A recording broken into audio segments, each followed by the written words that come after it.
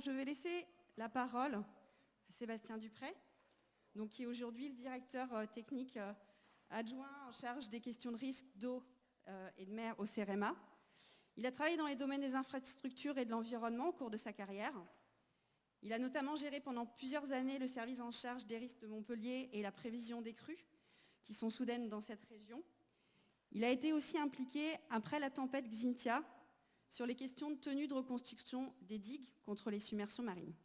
Je suis très honoré de pouvoir ouvrir le colloque là, qui va se tenir sur 2 jours. C'est vraiment une grande chance qu'on soit là, en présentiel et en distanciel. Je pense aussi à ceux qui sont à distance.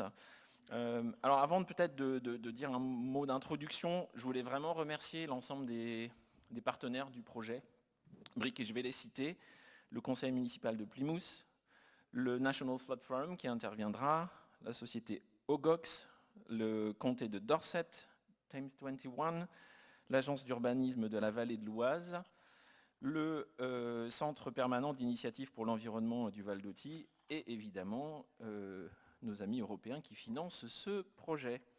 Voilà, je voulais remercier aussi l'INSA qui nous accueille ici dans ce bel amphi, alors qui est grand, mais on va aussi utiliser un certain nombre de salles pour la partie cet après-midi, donc on a souhaité faire ce colloque ici. Et puis je voulais remercier très aussi sincèrement les collègues de la DETER Normandie Centre qui sont là, qui ont rendu ça possible, et voilà, qui seront là demain. Et donc Madame Maegt, je ne sais pas si elle est avec nous, mais en tout cas voilà, à l'INSA, qui a permis que tout ça se mette en place. Alors j'ai évoqué tout à l'heure qu'on était en présentiel et en distanciel. On est une petite cinquantaine ici en présentiel et une petite centaine à distance. Donc voilà, merci à tous de vous joindre. On a une composition mixte de Français et de Britanniques.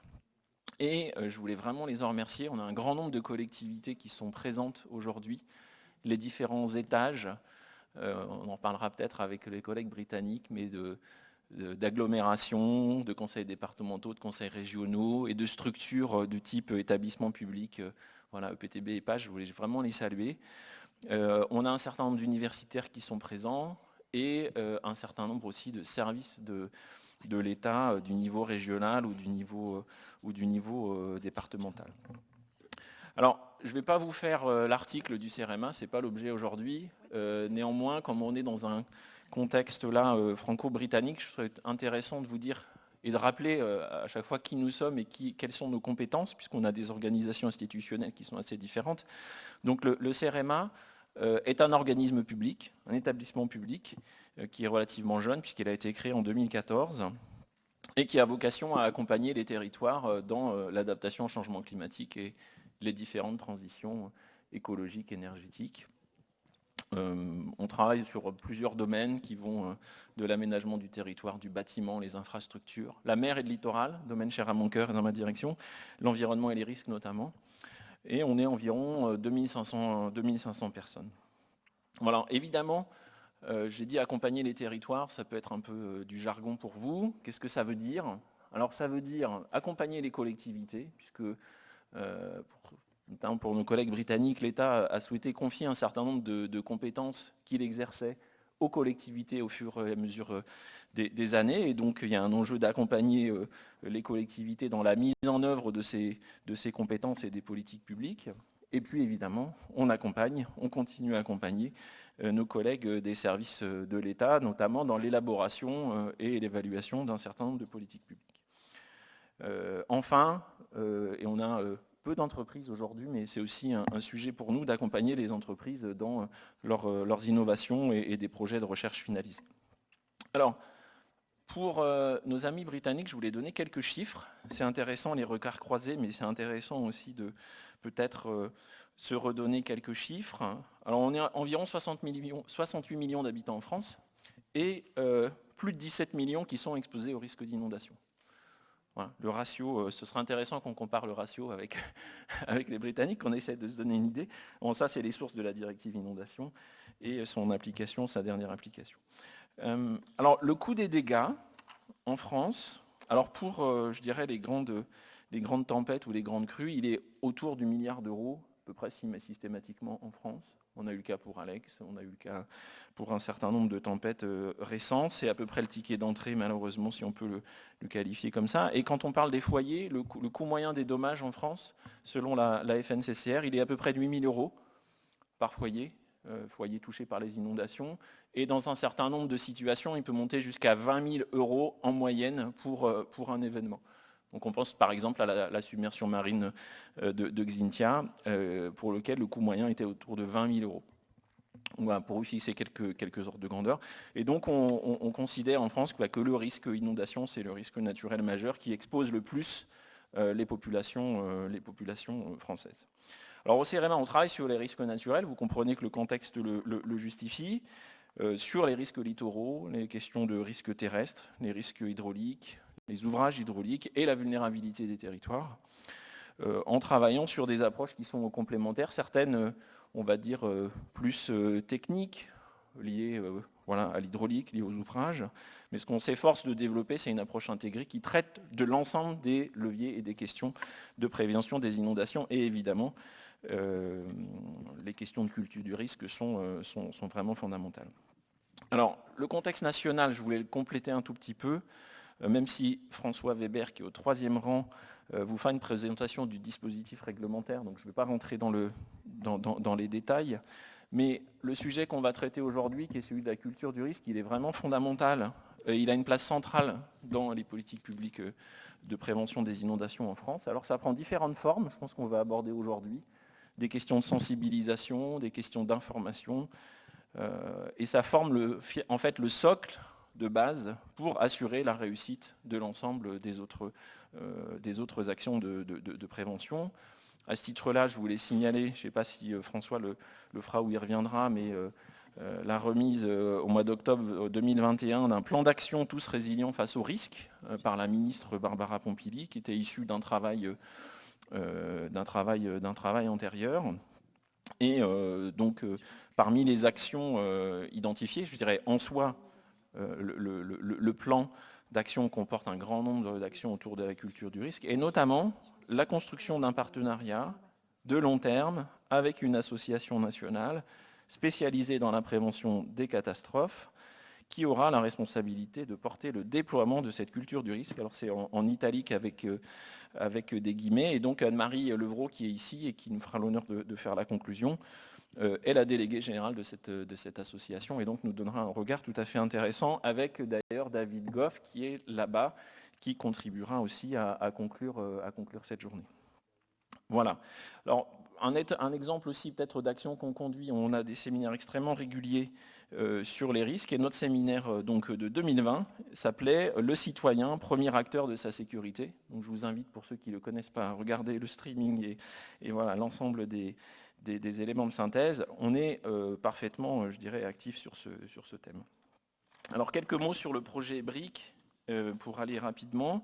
Le projet BRIC en français dans le texte, c'est Building Resilience in Flood Disadvantaged Communities. Donc l'objet de ce projet, en particulier pour tous les participants là, qui sont en connexion et qui ne sont pas présents, donc c'est un projet qui vise à renforcer la résilience dans les communautés, et notamment les communautés qui sont défavorisées face au risque d'inondation. Et le but du jeu, c'est de développer finalement des innovations sociales en faveur de la prévention des inondations.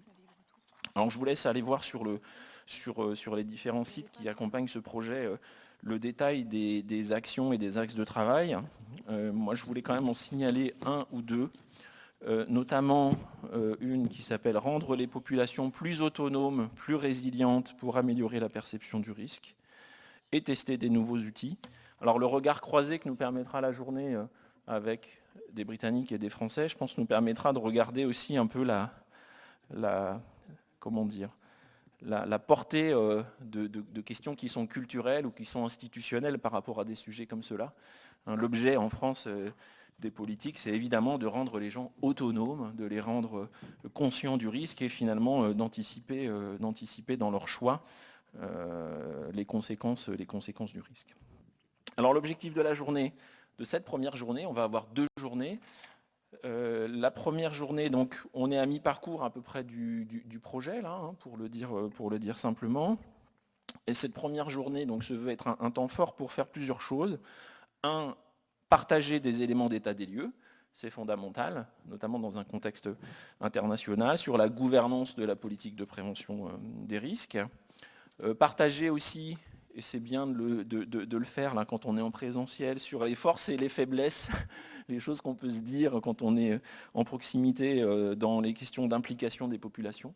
Voilà, comment concrètement on évalue ça.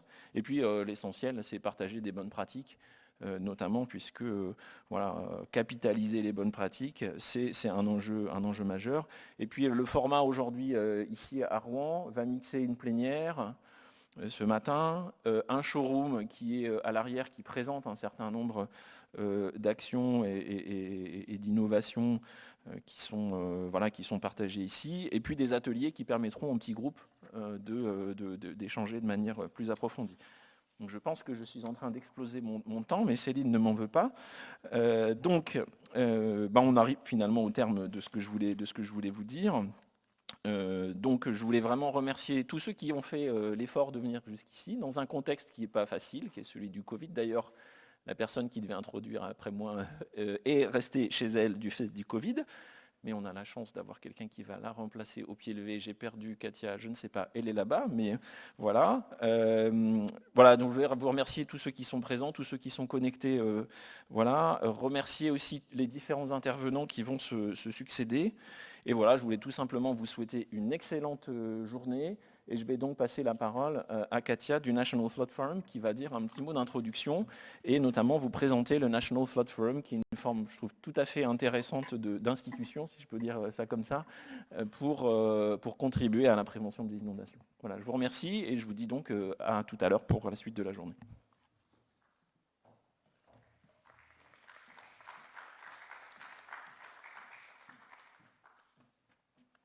Good morning, thank you. Welcome to this seminar, and thank you so much for having us here. I'm Katia Sanmesa. I'm a Community Engagement Officer and also Project Officer for BRIC. The BRIC project is all about citizen and community involvement in flood risk management, and how this can be developed and supported further. BRIC has been designed to foster collaboration, partnership working and learning between organizations and people within and between England and France, so that the people most affected by flooding can be supported in the most effective ways and innovative ways. This seminar, together with the whole visit to Rouen, is a fantastic opportunity for each of us to find out what the projects are doing, to make contacts, build relationships, to learn how things are done in different places and learn from each other. To make BRIC really succeed, we must take that learning, build upon those relationships, and create better ways of supporting people at risk of flooding in the future. The National Flood Forum is a charity that was founded in 2002, and we work in England and Wales. It is a charity that supports and represents flood risk communities in England and Wales, and as a charity we work without any core funding. In England, 1 in 6 properties is at risk of flooding.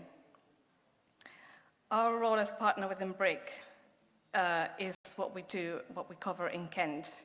As part of the flooded community, supporting communities at grassroots, we help vulnerable communities and individuals to understand their flood risk. We help communities to recover from flooding and the devastation that flooding causes. We support, inform, and empower communities to reduce their flood risk. We support them in building relationships with authorities and their wider communities. And we lobby for improvements to policy to put communities at the heart of flood risk management. So finally, I would like to thank Céline Perrin for organizing this seminar this week, and for the huge amount of work that has gone into preparing for today. So thank you very much.